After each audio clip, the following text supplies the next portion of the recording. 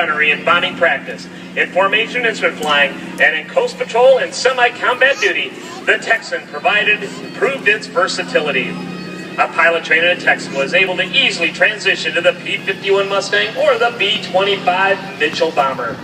Since the instrument panels and controls in all three North American planes were specially designed to make the transition painless from trainer to fighter or bomber, helping give young pilots full confidence on their first flight in that advanced, heavier plane.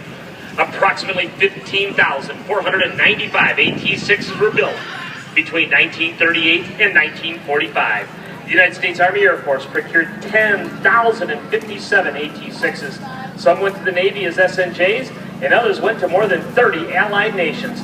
Many of the Spitfire and Hurricane pilots in the Battle of Britain trained in Canada in the harbor.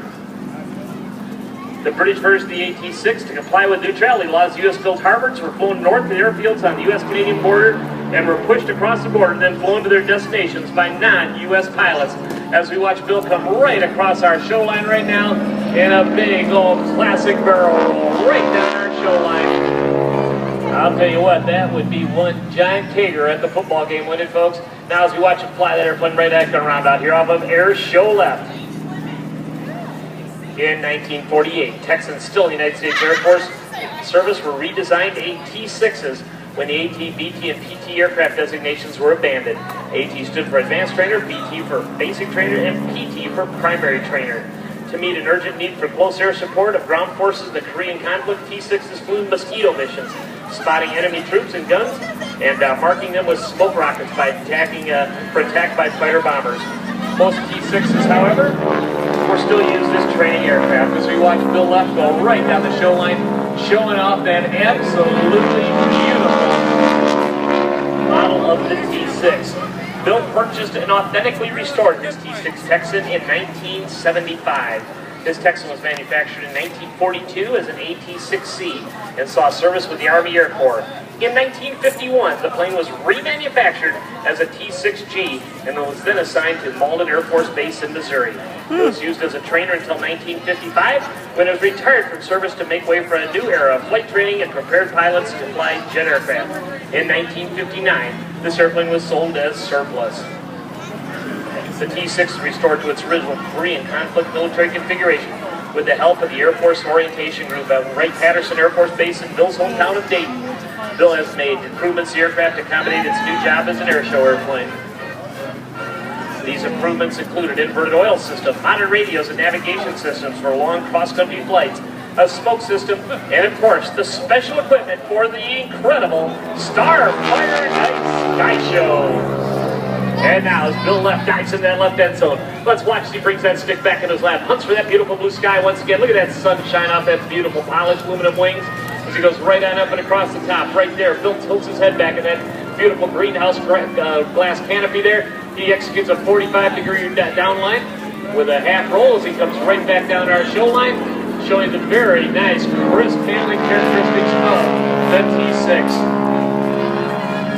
One thing that you can see very obviously in the T-6 as you watch Bill fly, again, the airplane was the final aircraft that many young fighter pilots would fly before they were going to get into much more advanced fighter aircraft such as the P-51 Mustangs, the F-4U Corsairs, P-47 Thunderbolts, and North American Aviation did a nice job of doing some little aerodynamic cheating to give the airplane the flight characteristics of a much more advanced airplane. They did that by, as you notice, on the leading edge of the wing. The leading edge of that wing has got a very noticeable sweep back there, and that allows that airplane to have the flight characteristics of a much more advanced aircraft. As we watch Bill just rolling across our skies out there, that airplane is a big machine. It has a weight of 5,300 pounds. It stands over 10 feet tall, it's over 29 feet long, and 42 feet wide. It's powered again by the big Pratt & Whitney 1,340 cubic inch, 600 horsepower engine with a max speed of 210, a cruise speed of 145, and a range of 770 miles, and you can take it up to 23.2 if you got a little time. Cost of this aircraft when it was brand spanking new was $27,000. This airplane in condition right now is probably worth somewhere north of $250,000. Now as we watch Bill bring that airplane right back down the show line, we watch this airplane, just think about it, it is still working for a living. over 70 years from the time it was built back in the early 1940s. As we watch Bill go right across the top, flying a classic loop there. Looks like he moved right to his own wake out there on the top of that loop. And watch as he flies it right back out around out there and executes the classic loop out here in Air Show Center. Now he racks it around, a nice aggressive turn out here right down on the deck. Brings that airplane right back down into our aerobatic area here as he approaches from Air Show Center.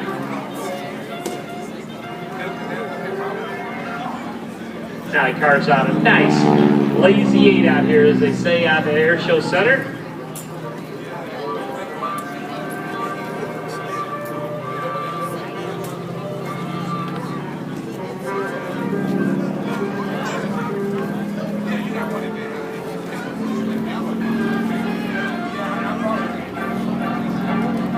Bill keeps that airplane just right out here in front of us. Let us enjoy the beautiful sights and sounds of this classic World War II advanced trainer, the North American Aviation AT-6 Texan, better known as the Pilot Maker.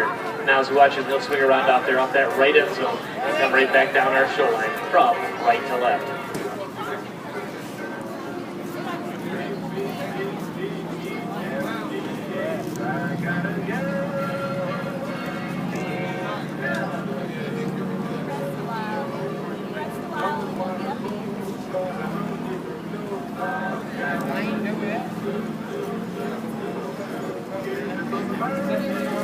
Now as he puts it right down on the deck, extending out here from right to left, putting it right down onto the hard deck here at about 210 miles an hour. He lets that nose come up, rolls that airplane right down our show line. There it is, ladies and gentlemen, roll it to the inverted. There it is, ladies and gentlemen. He puts those setting up for arrival sequence there, puts those landing gear. Now they're down.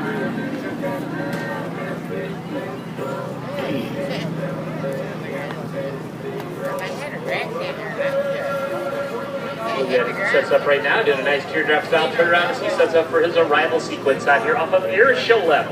Let's watch now as Bill Leff gets ready for his arrival sequence in that left end zone.